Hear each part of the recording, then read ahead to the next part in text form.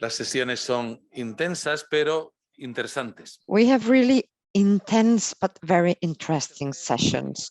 So we have the third speaker of today, Sacha Bermudez Goldman, Australian Jesuit. He's Jesuit since 1999. He has been working essentially in the pastoral in matches for young adults and also with the Jesuit service for refugees.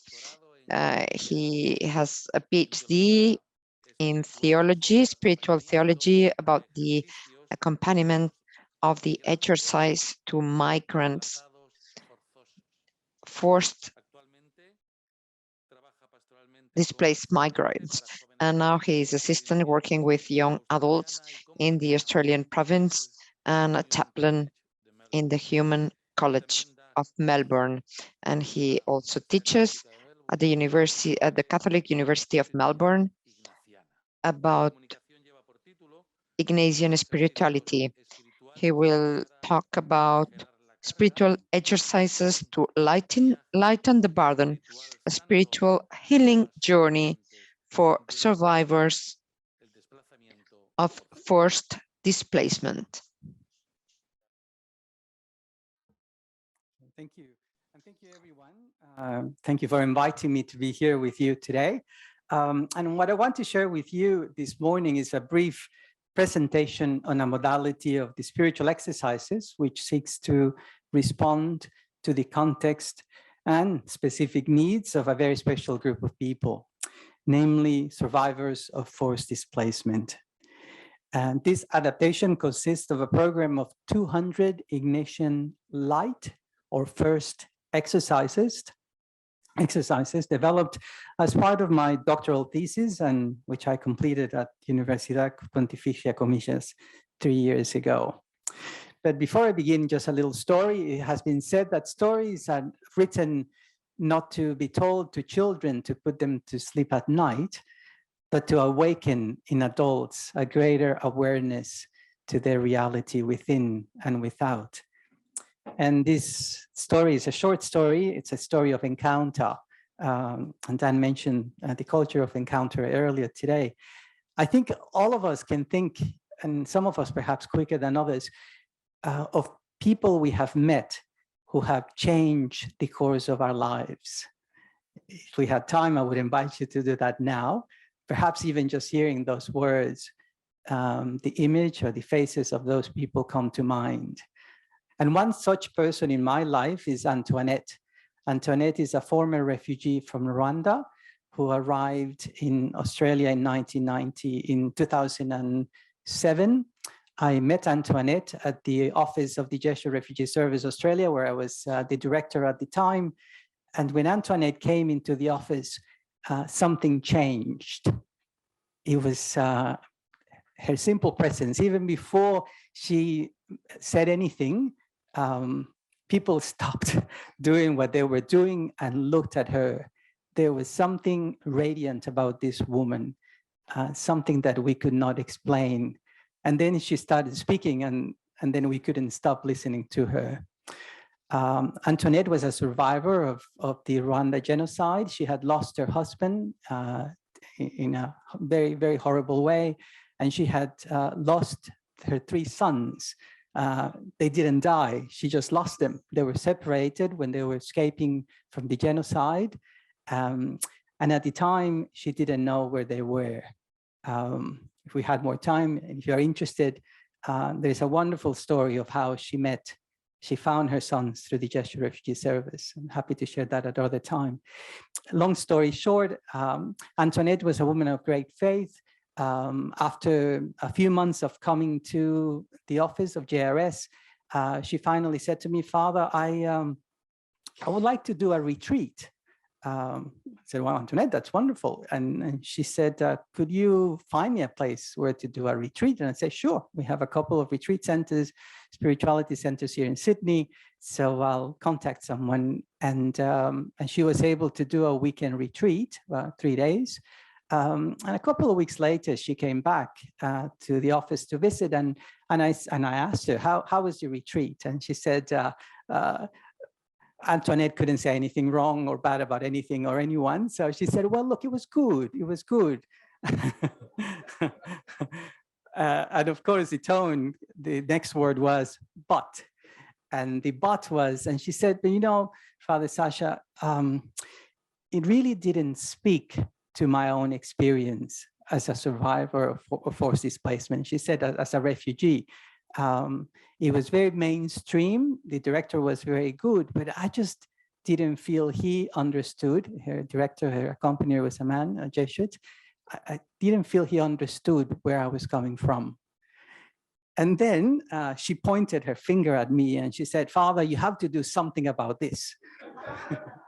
And I said, so Antoinette, what do you expect me to do? Well, she said, you have to create something for us, something that speaks of our experience, something that can nurture our spiritual lives. And that's why I'm here today.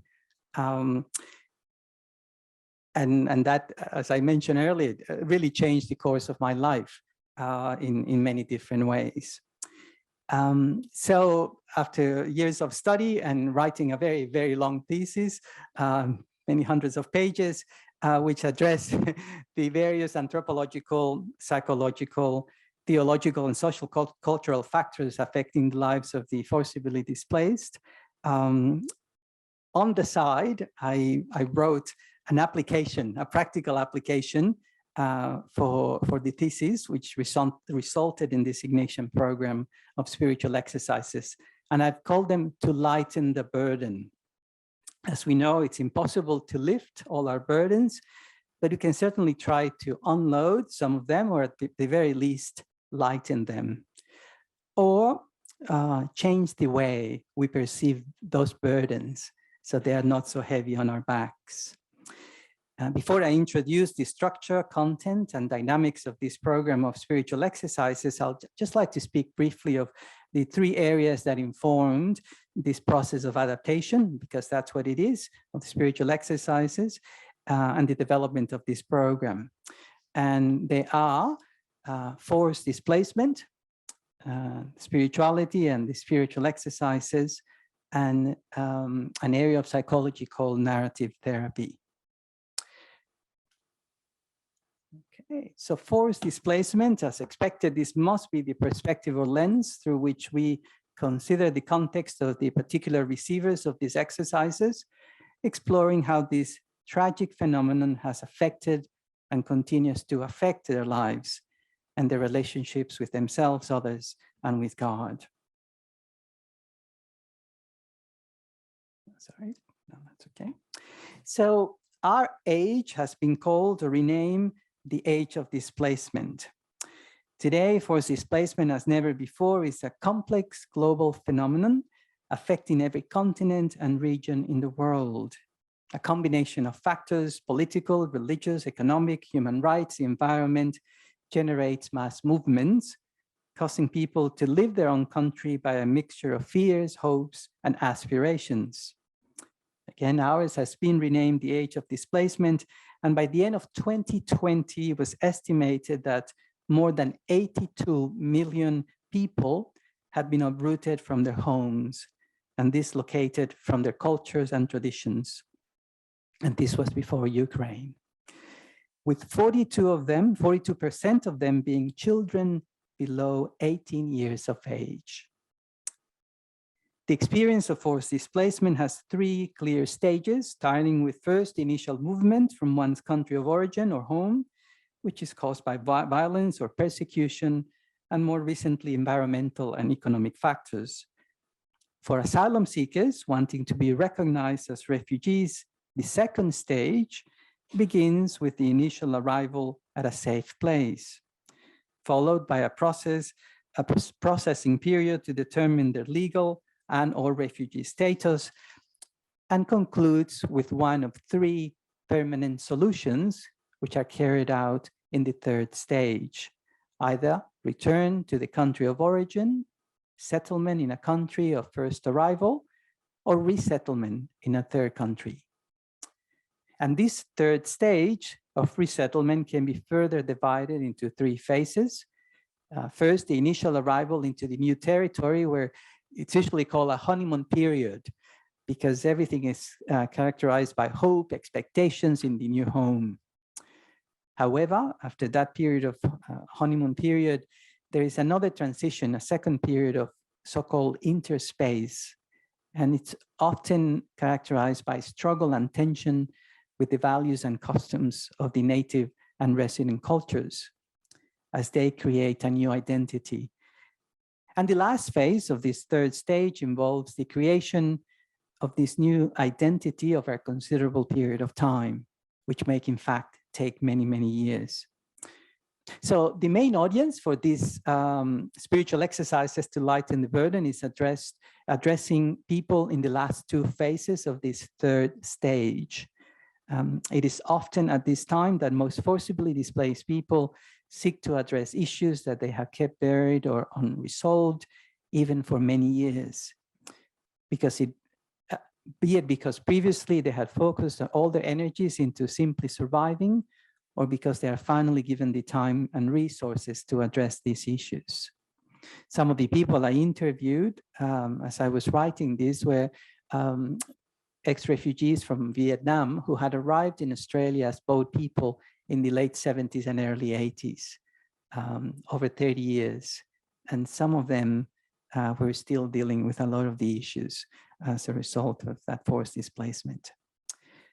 Some of you have worked with refugees and forcibly displaced peoples before, so forgive me, this is a bit of repetition, but for those of you who haven't, I think it's important to keep in mind some of the main common characteristics that forcibly displaced people share, always remembering, of course, that they are each single individuals. I guess the main one is an absence of other options.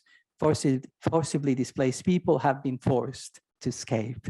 And this is something that sometimes governments and others seem to forget. Having to leave everything behind, homes, properties, family, friends, loved ones, culture, language, burial lands, food, everything that was known, everything that was consoling and comforting. And with leaving things behind, there is a great sense of loss, and there is great actual loss. When the conflict in Ukraine began, my first thoughts were for children, because I've met children, refugee children before, many of them. And one of the greatest losses for these young people is the loss of their childhood. For many of them, that is a thing of the past. And I'm talking of children who might be 7 or 8 years old. Another common characteristic is often little or no welcome and hospitality in the places where the displaced search asylum, and sometimes where they are resettled. There is distrust and fear and even xenophobia. Lack of safety and security in the present and the future. Physical and sexual abuse, both in refugee camps and in urban settings, seems to be widespread. Sadly, for many, there is not a limited period for their suffering. Their uncertain situation can become protracted, in certain cases, for dozens of years. I've met refugees in refugee camps along the Thai-Burma border who have been there for over 30 years. And one of the saddest things that I've ever experienced was learning that some of them have died of old age while waiting to be resettled.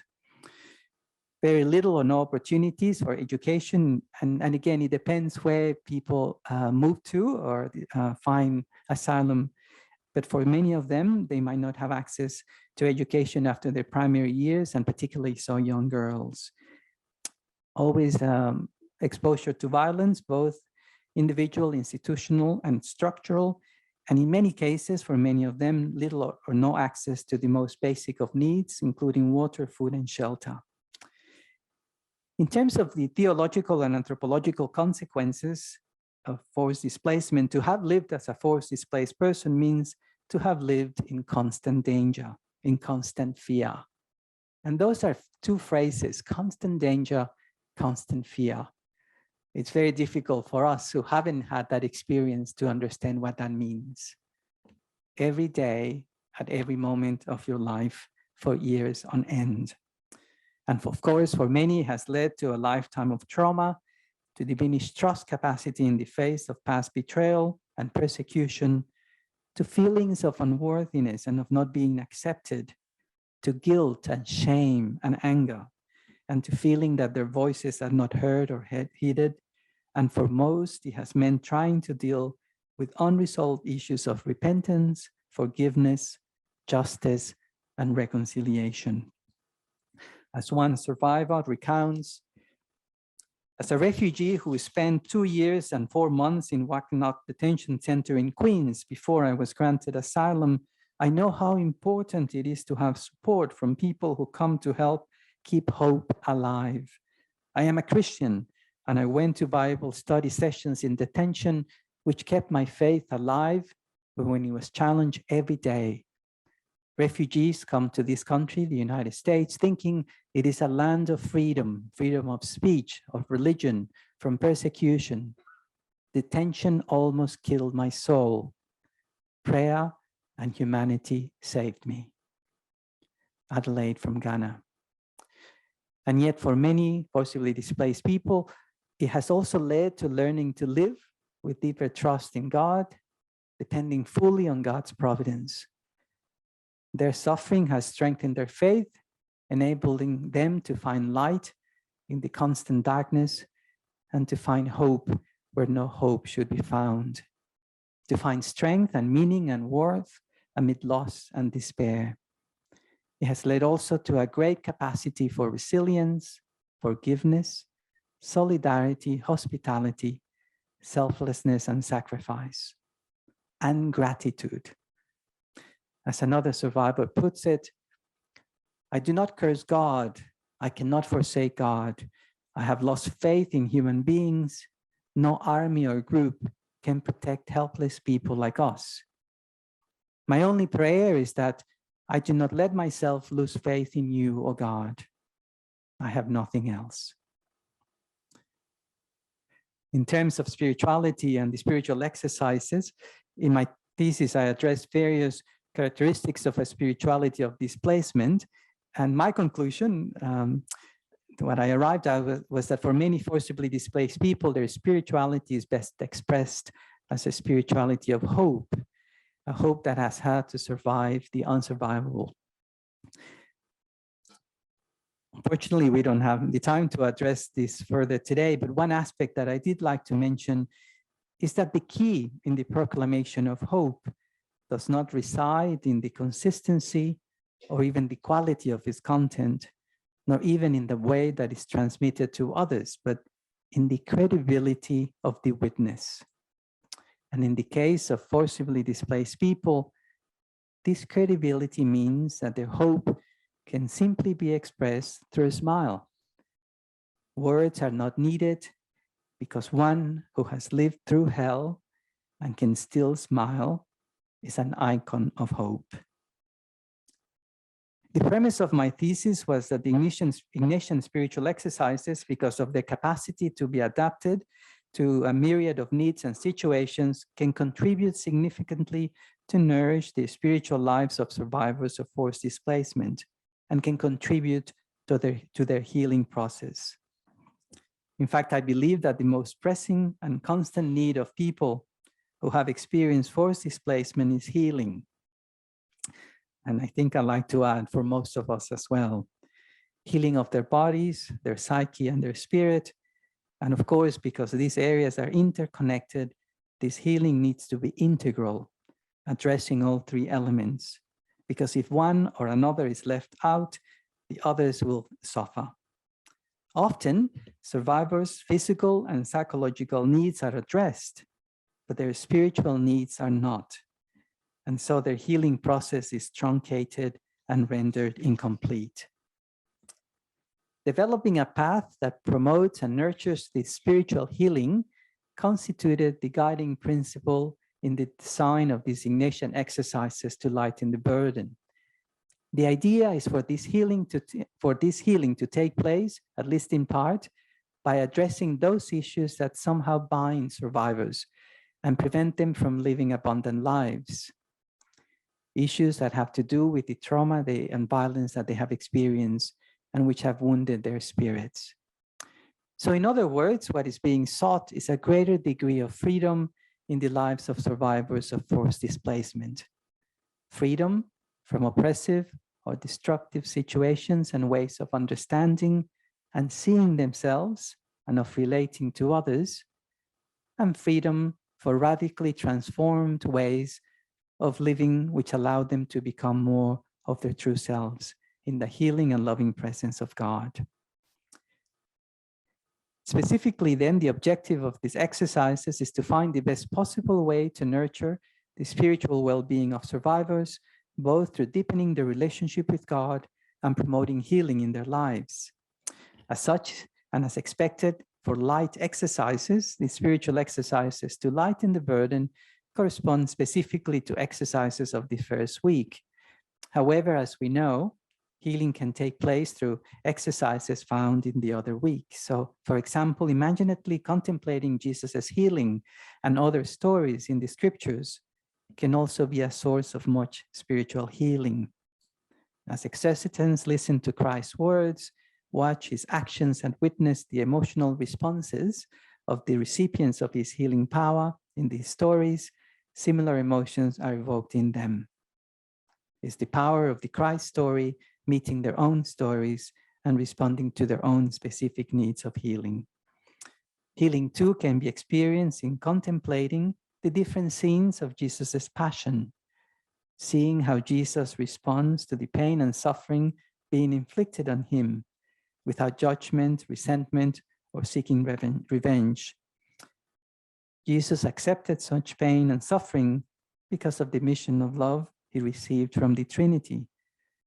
Any person of faith who has experienced suffering and hurt at the hands of others can find solace and consolation in Jesus's words and actions during his passion.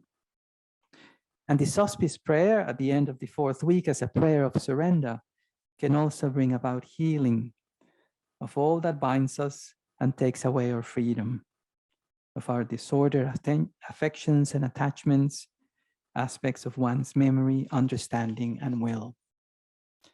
Because this prayer constitutes a radical acknowledgement that there are certain things in life over which many people, including survivors of forced displacement, have no control, no power, such as the capacity to overcome hurts, resentments, feelings of revenge and violence, and of unworthiness and low self-esteem.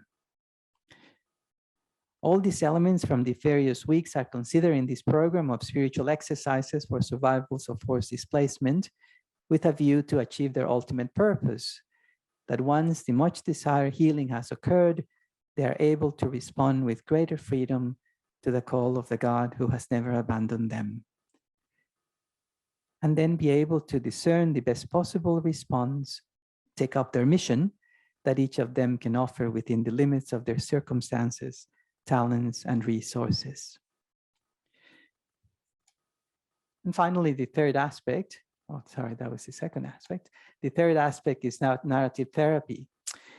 I'm not an expert in this field of narrative therapy. It's a field of psychology some of you might recognize. But having read widely about it and engaged personally in its process, it became clear to me that this field could provide a very useful way to give structure to this program of exercises. And so insights and tools derived from narrative therapy became the strategy to guide a prayerful reflection of the life story of survivors of forced displacement with a view to help them re-author their life narratives. The basic insight is that we can heal events that have caused us much pain and suffering by readdressing and reframing them, giving them alternative and life-giving meaning and purpose. Of course, it doesn't mean that the painful events are forgotten or their importance is minimized or trivialized, but it means that they are seen and experienced in a new light, and as such can be rewritten and understood in a new way within the whole of a person's life narrative. In the design of these spiritual exercises, the assumption was made that for forcibly displaced people of faith, some of this new light can be shed by a renewed appreciation of their lives as an essential element in the history of salvation, and that their suffering and experience of forced displacement somehow has a meaning and a place within that narrative.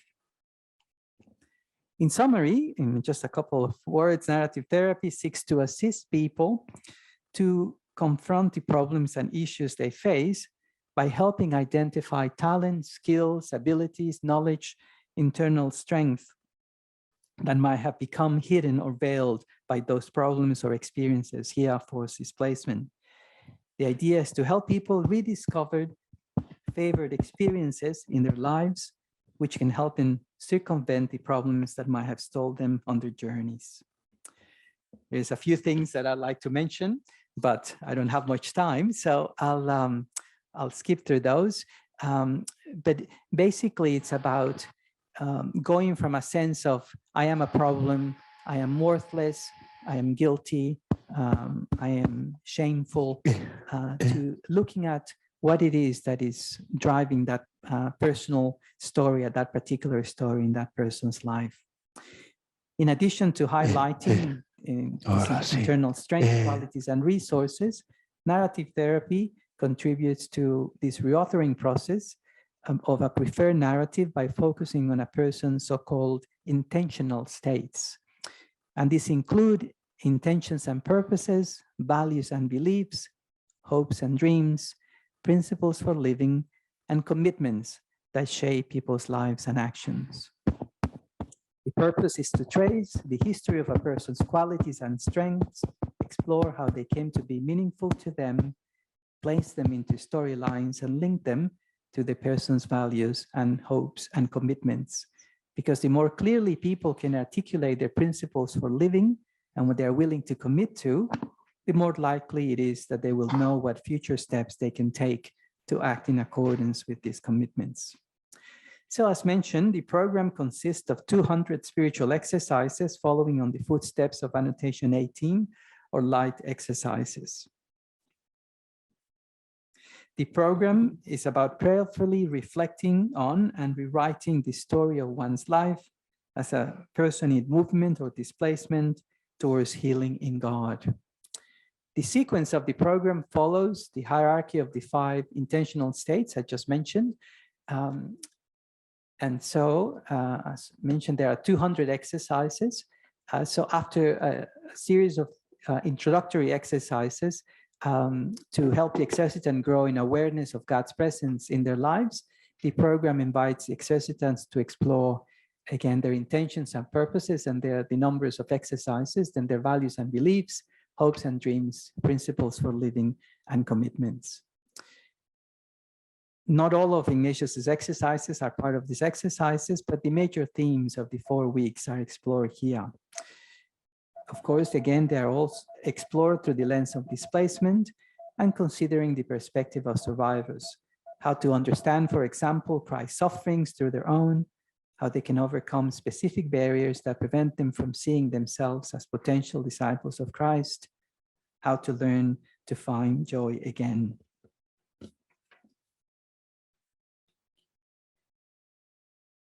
While all the spiritual exercises to lighten the burden have been designed with forcibly displaced people in mind, not all of them deal exclusively with forced displacement issues. So there are 5 different types of exercises. The first type is exercises specific to survivors of forced displacement. So one exercise, for example, is called I am a survivor, not a victim. Another one is called When Will This Suffering End? Secondly, exercises that provide an initiation into and deepening of one's experience of God, so catechetical beliefs and practices. Examples are desire to find God, wanting to see, listen, and act as Jesus does. Another set of exercises help develop prayer and other spiritual skills, as well as the disposition and capacities of the person's personal subjecto. A 4th set are exercises designed as markers or rest stops to take stock of one's spiritual journey. So they happen at during different weeks of the exercises, of the process, to take stock and to ask, where am I in my rewriting of my personal story? And the last set is exercises, again, that help give skills for forcibly displaced people to rewrite those stories. Each exercise finally has the same format. The front page shows 2 images. This is what it looks like. The title of the exercise and a biblical passage where you can see there that introduces a theme, and then the exercise begins with the preparation for the prayer period, with a gesture, playing oneself in God's presence, reflecting on how we feel now, asking for the grace desired, and for the Spirit's guidance, and also the time given to the exercise. Then the prayer itself, guided by an introduction to the theme, prayer text, and prayer points. Time for reflection and a colloquy, and ending with a review of prayer. The same icons are always used in each section of the exercise so that as the program progresses, the exercitant only needs to look at them to follow the process. And finally, it is intended that throughout the program, the role of supportive audiences to strengthen survivors' alternative stories is provided by both spiritual accompaniers for each individual and also weekly gatherings of exercitants engaging in spiritual conversation through what we call circles of healing in trust, as well as by a written record, the co-book, which is their journal, co-authored with God, done in collaboration and companionship with others of each survivor's preferred narrative, and which is kept throughout the whole process and which they can go through at the end as well. And my final slide, a few considerations and step forward. One limitation of the spiritual exercises to lighten the burden is that they have been designed for survivors who embrace the Christian faith. And I say this is a limitation because most forcibly displaced people in the world today are not Christians because of the source countries from which they originate. A second challenge is the language. The exercises have been written in English, but it is expected that they will be most effective if offered in the native language of those who embark on this program, particularly if their English skills are limited. The role of spiritual directors and accompaniers, as mentioned, is essential, as in all spiritual exercises. So those accompanying the program, even though they might already be experienced directors, will need to receive training in order to understand better the context, circumstances, and needs of their exercitants. And this is the manual. So it's 130 pages, but it's designed to help accompaniers accompany. And finally, future participants, unfortunately, because of the pandemic, it hasn't yet been possible to offer these exercises, as far as I know, to a chosen group of survivors. I did share them with Gestured Refugee Service International a couple of years ago, but I'm not sure whether they have been able to make use of them for the same reasons. So my hope is now that we're finally moving forward with the pandemic. We are looking at finding small communities of survivors in Australia who will be willing to experience the program and help us evaluate its effectiveness and suggest relevant changes. So finally, just to say that there are many things that can derail our plans, our way of life in our lives, spoil our life-giving and life-receiving choices. Places where we are born, economic powers, political powers. Few other external factors have greater effect in derailing our tracks than forced displacement. Being permanently uprooted from all that gave a person security and stability. Some people can overcome the effects of displacement, recover the self-agency taken momentarily away from them, and continue writing the story of their lives. Many others get stuck or are barely able to move forward, carrying heavy burdens, surviving at best. For them, a rewriting of their stories is necessary, a rewriting that sheds meaning on what they have had to live through, that helps them rediscover their gifts and talents and their ability to live fulfilling lives again. Of course, therapy and counseling can be helpful in doing this, but for survivors of forced displacement of faith, rewriting their stories through this lens of faith can also contribute greatly to set them back on track. Thank you very much.